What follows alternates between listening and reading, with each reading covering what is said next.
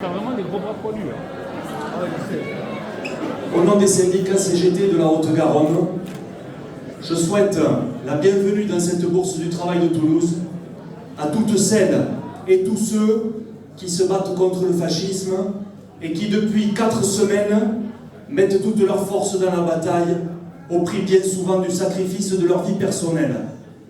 Bravo à vous!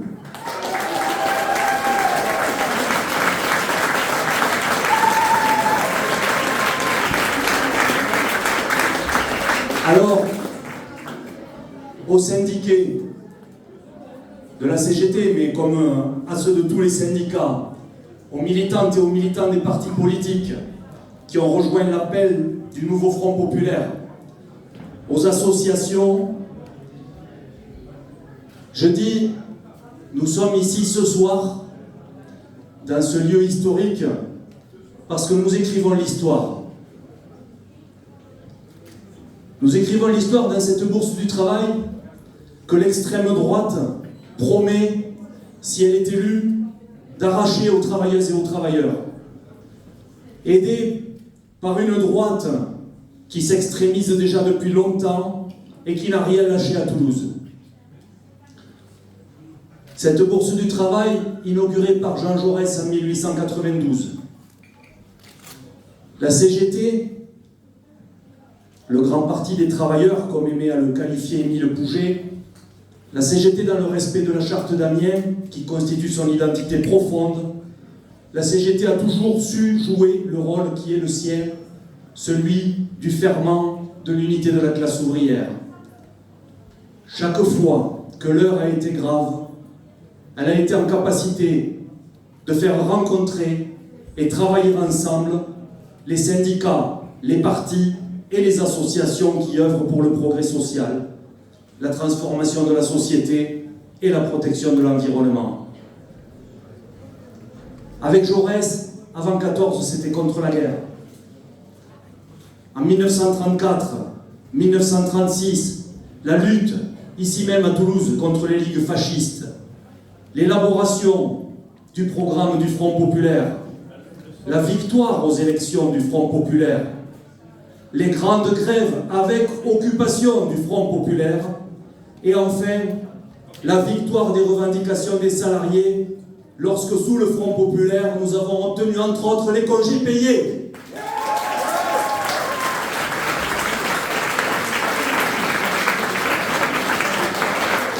Pendant la guerre de 39-45, la CGT a accueilli ici clandestinement Jean Moulin, préfigurant la création du Conseil national de la résistance. Alors, en 1944, en 1945, avec l'élaboration du programme des Jours heureux, avec la présidence du Conseil national de la résistance, à l'époque, la CGT avait même présenté des candidats aux élections en 1945. Et nous regrettons que ce n'ait pas été à l'époque des candidates. Dans la foulée, la Sécu, les nationalisations des grandes industries. En 1958, cette bourse du travail a été attaquée par les parachutistes de l'OAS lorsque le général de Gaulle a fait le coup d'État qui a donné naissance à la Constitution que nous connaissons aujourd'hui, cette Constitution qui permet à l'extrême droite d'arriver aux portes du pouvoir. Constitution à bout de souffle donc. Si nous sommes ensemble ici réunis, c'est parce qu'en ce mois de juin 2024, nous avons toutes et tous considéré que les libertés publiques et la démocratie sont menacées. Mais que, plus grave encore, sont menacées les capacités même des travailleuses et des travailleurs à se défendre et à conquérir de nouvelles avancées sociales.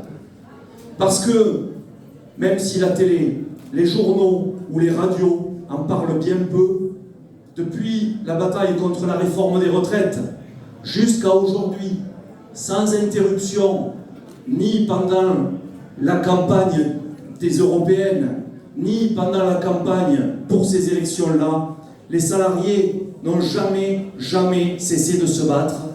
Alors, à celles et ceux du commerce, de la propreté, de la poste, de l'énergie, de la métallurgie, de la santé, à celles et ceux de Leclerc, de Monoprix, de la Cité de l'Espace, d'Honnête, d'Idées Logistiques, d'EDF, de la SNCF, de Joseph Dupuin, de Continental, de Thales, de l'Éducation nationale, aux territoriaux, aux hospitaliers, nous disons c'est grâce à vous que nous sommes ici ensemble réunis ce soir.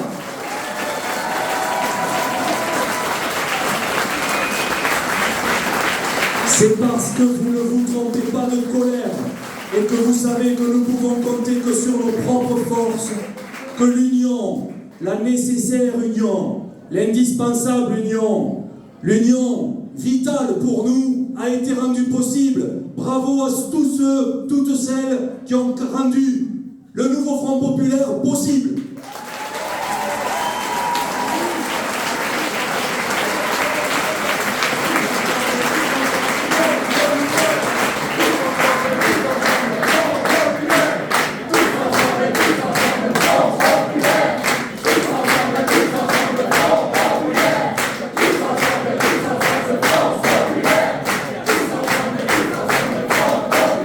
Alors, à cette heure aussi, concernant la constitution de l'Assemblée nationale, les dés sont jetés, les derniers bureaux de vote ont fermé, quel que soit le résultat de vote. Nous affirmons que demain, plus que jamais, nous devons continuer de nous mobiliser par la grève.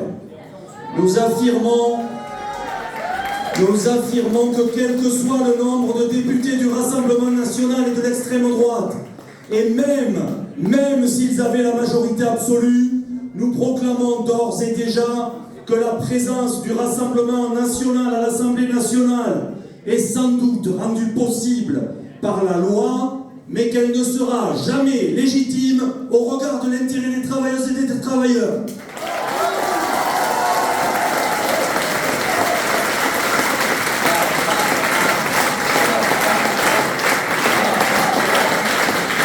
Que nous soyons actifs, retraités, privés d'emploi, ni de la jeunesse. Depuis quelques jours, nous entendons parler de front républicain pour faire barrage au Rassemblement national. Alors nous disons, la seule ligne légitime de toutes celles et tous ceux qui veulent barrer le route à l'extrême droite, c'est la mise en œuvre du programme du nouveau Front populaire. Nous exigeons un front social.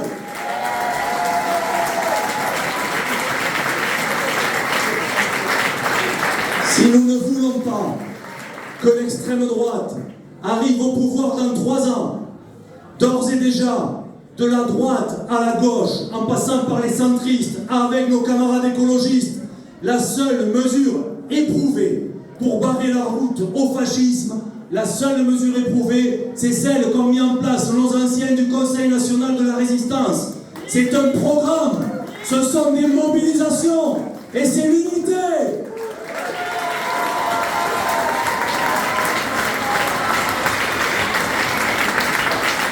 Voilà ce que nous affirmons ce soir.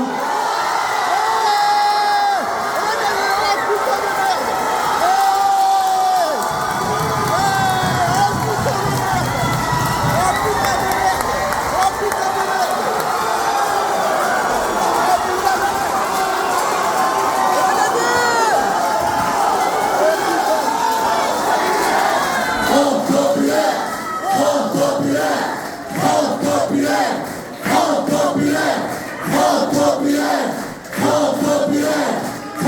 populaire,